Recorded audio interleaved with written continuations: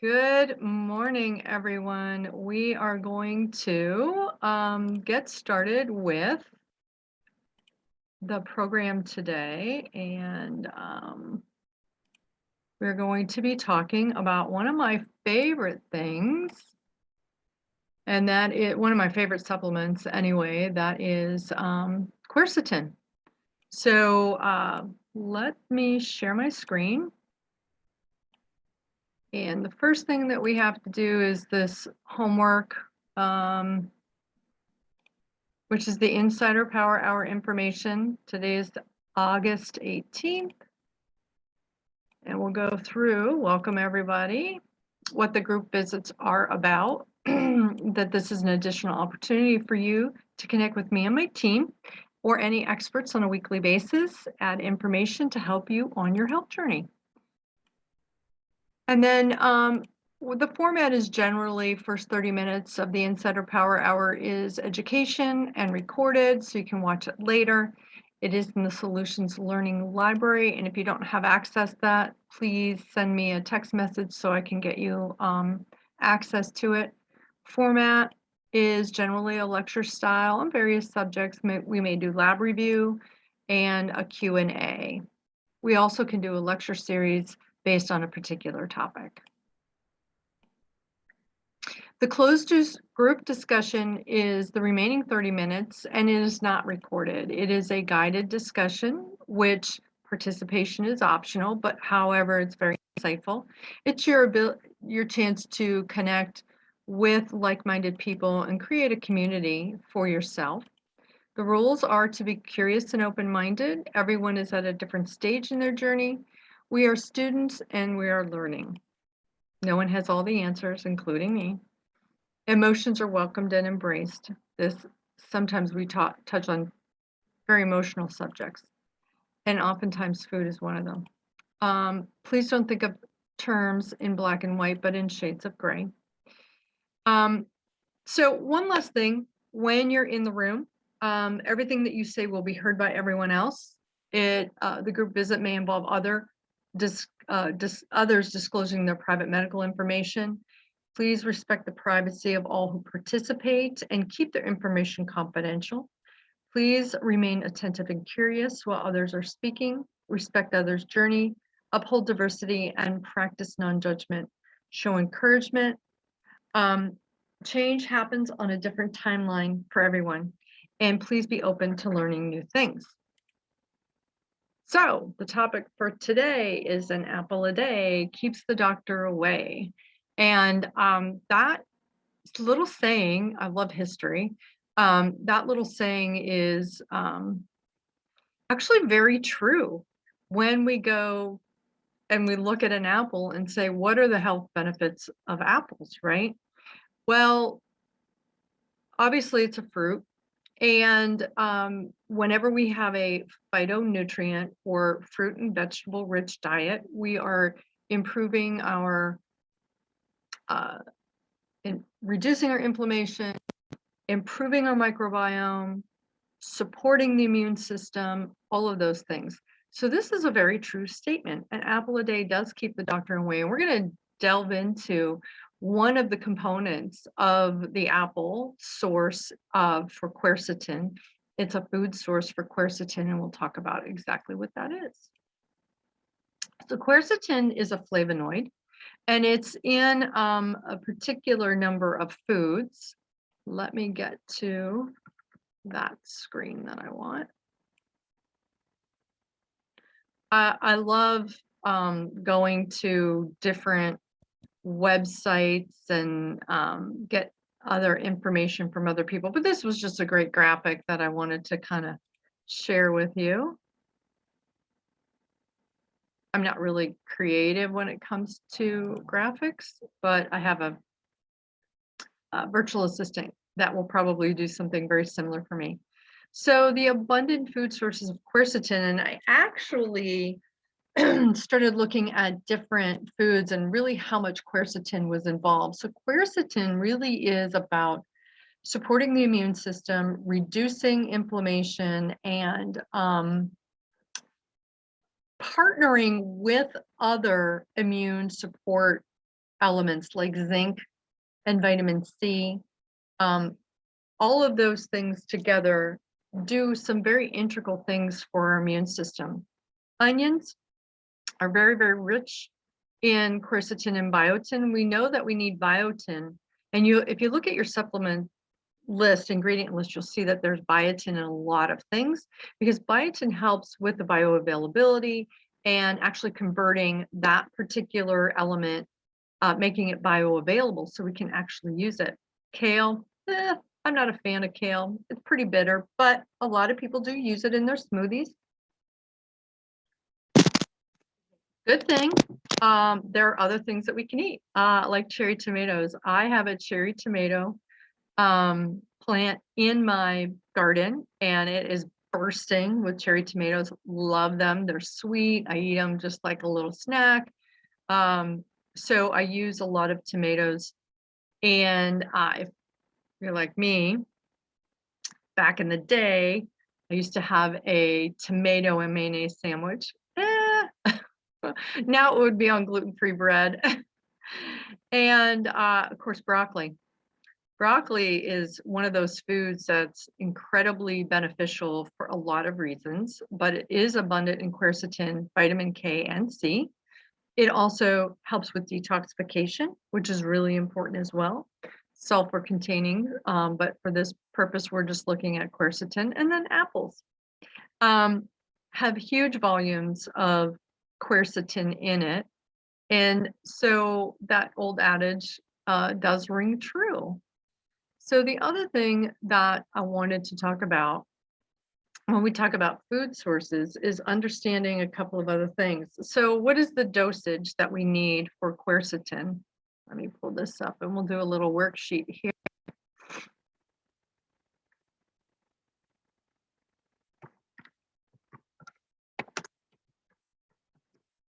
So I think when we all start working together, a lot of people will come into the office with quite a lot of supplements. And what we find that when we evaluate those supplements, they're really not on a therapeutic dose, right? So the dosage of the supplements that you have on your bottles is really a maintenance dose. It is formulated so that you, quote, can't get into trouble. Very few supplements can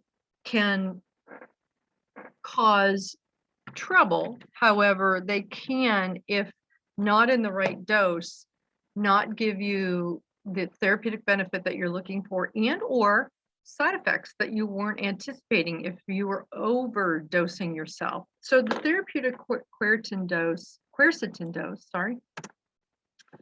250 to 1,000 milligrams per day. So let's look at food sources. So hey, no biggie, right? I can eat an apple a day. I can even eat 2 apples a day, right? If you're worried about sugar content and low glycemic index, this is where it gets a little confusing. But let's just look at the therapeutic effects of the flavonoid quercetin. So let's see. Okay, red wine, right? Everybody likes red wine. It has resveratrol in it. It sources grapes, but 750 milligrams of red wine has 14 milligrams of quercetin. That's it. 750 milligrams of red wine. Ouch. I mean, we can add up all of our food sources and we may be able to make 250 milligrams a day. That's quite a lot of red wine, right? So a 50 milligram serving of onion, which is really high in quercetin as well. So you might be asking, hey, Lisa, what if I've got an allergy to apples, right? Then you can't eat apples in order to get a quercetin dose. So these are some of the other options. It can have anywhere between 5 to 26 milligrams of quercetin. So I'm assuming they are talking about the quality of the onion, the kind of the onion. I didn't delve into that very, very closely, but that's something maybe Abby, our clinical nutritionist, can piggyback on in another lecture. So 375 milliliters of black tea. Ooh, also has, black tea has a lot of caffeine in it. Black tea can help people a lot with weight loss. Black tea is pretty intense, which is different than green tea. Green tea has a different anti-inflammatory property, anywhere between 2 to 14 milligrams of quercetin. So again, when we're looking at getting quercetin in a liquid format, appears we need to consume quite a lot of it in order to get a small amount. So how much does an apple have? And I have to check this dosage because, oh, 64 milligrams of one apple. Of course, I would like it to be an organic apple. That'd be great. So when we think about some of the things that some of the, even the fast food companies are doing and switching out highly inflammatory fried foods with apple slices for kids, although they're not organic, they are trying to increase the exposure to quercetin and reduce inflammation, right?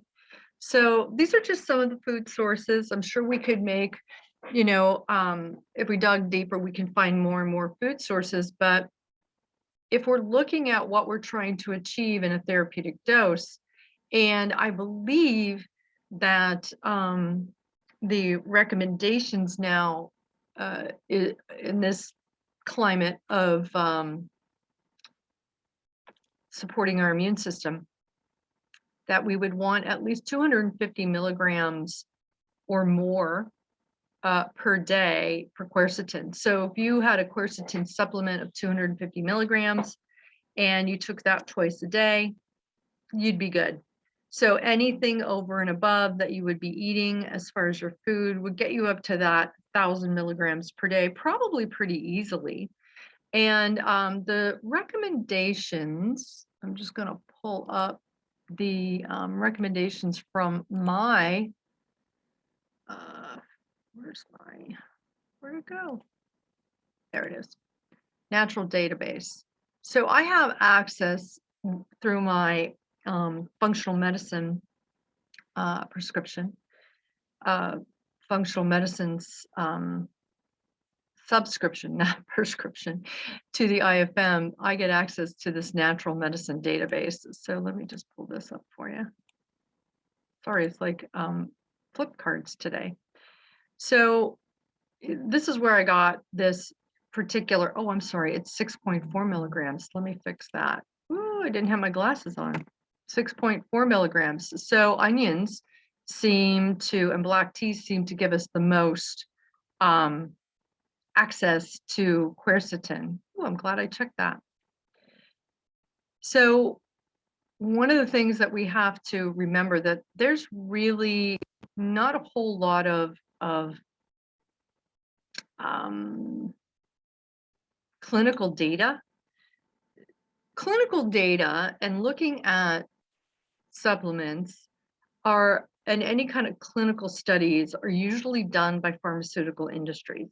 And they truly don't have the motivation to look at natural flavonoid compounds in order to find out if they have any benefit. So I do have access to this, and if anybody wants to look at some of these natural supplements and medicines in a little bit more in depth, I certainly can bring that to you.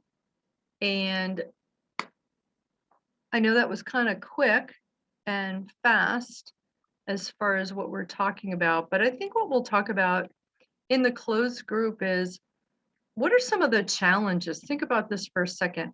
What are some of the challenges that you have in incorporating all of these therapeutic foods, right? And I struggled with that as well. So one of the things that I hear a lot of people tell me is I've read that, you know, quercetin's really important and zinc is really important, but then I've got to worry about detox and cruciferous vegetables, and then I've got to worry about whether or not I have a high fat content, glycemic index. It can get pretty confusing if you try to do this and navigate it on your own. And that's why we brought Abby on board, because she can help us navigate the most well-rounded phytonutrient food source that we can. I'm going to pull up my phytonutrient.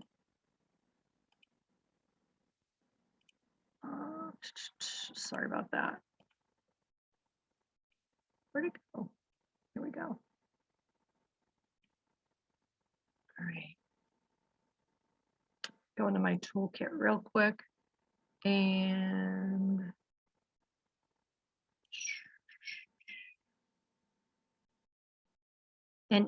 I will send this to everyone so that you can kind of get an idea.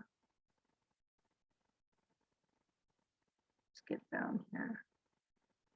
Food sources.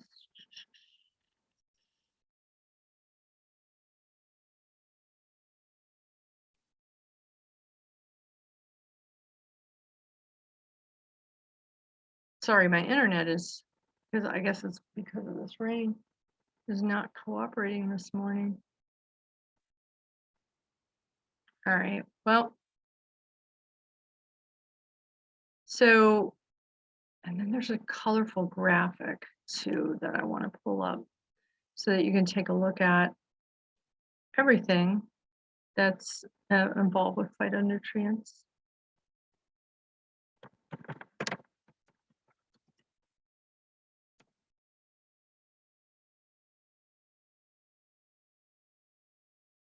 Come on, there you are.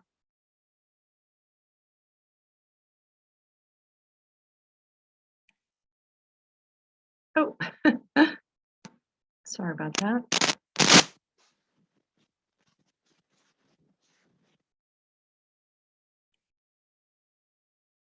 There we go. All right. Thanks for your patience. Let me share my screen. So everybody will get a copy of this phytonutrient spectrum checklist. Some of you may have already had this, but I love this because and you can use this with children too, which is fantastic. You go shopping, you can pull the things out that you want, then you can make little check marks. How many servings did you have? Are you getting them on a daily basis? I think this is a fun thing for families to do with little kids, to be a little bit more inclusive, right? And they get to help pick out what they want. Try this with a spouse, you know, somebody who's not really interested in eating a better diet, but give them a list of things that they can choose from. And there's another one in here that I have as well. So when I talk about eating the rainbow, when you look at your plate, you want to see as much color as you can. And oftentimes, if you watch any of the fast food commercials, other than maybe pizza, everything is pretty beige, right? Because even though if you did a gluten-free pizza, and you added a lot of these greens, some of the reds, the yellows, you could do a lot with a rainbow pizza, right? With a phytonutrient spectrum pizza, which would really be quite fun to do, especially with family building something that has a lot more color to it. And it's something that most everybody truly likes. And then there is another toolkit, which I'm not seeing right now. And I will pull this. There's a list up that will tell you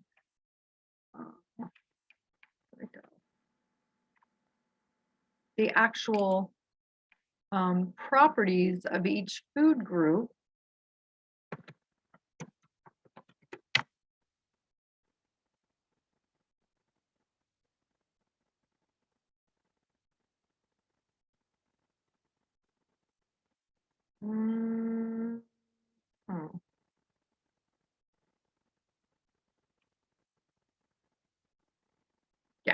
This is the one I want.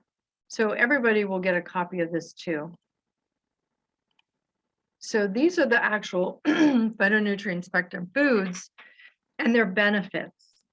So when we think about why do we want these red foods and what are we trying to accomplish when we include these particular foods and this kind of rainbow on our plate, what are we trying to accomplish?